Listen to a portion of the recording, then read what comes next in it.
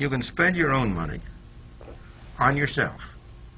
And when you spend your own money on yourself, you're very careful of what you spend it on, and you make sure that you get the most for your dollar.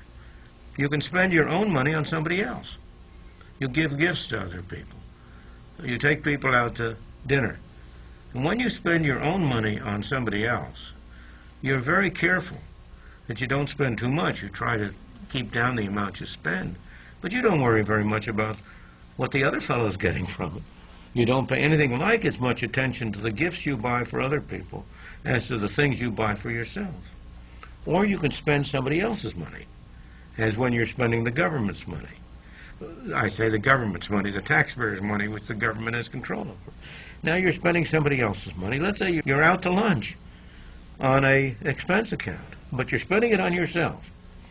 You're very careful that you get good things for your money. You try to have a good lunch and pick the right things, but you're not very much worried about whether you get the cheapest. Spend all you want. Spend all you want. You'll be careless. Now, what happens when you spend somebody else's money on somebody else? You're a distributor of welfare funds. You're not going to be anything like as careful in spending somebody else's money on somebody else. So there are 4 ways in which you can spend money. And we have in our book, Free to Choose, a little box which shows this. On one side of that box is your money, somebody else's money. On the other side of that top part of that box are 2 columns, on yourself or on somebody else. And that corner box where you spend money on yourself is when you really get your money's worth.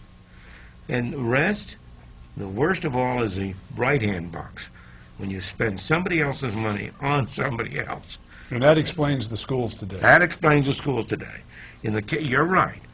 All so-called public schools, government schools, people are spending somebody else's money on somebody else. The teacher isn't spending his own money on the children. He's spending the taxpayers' money on the children. And that goes throughout the system, absolutely.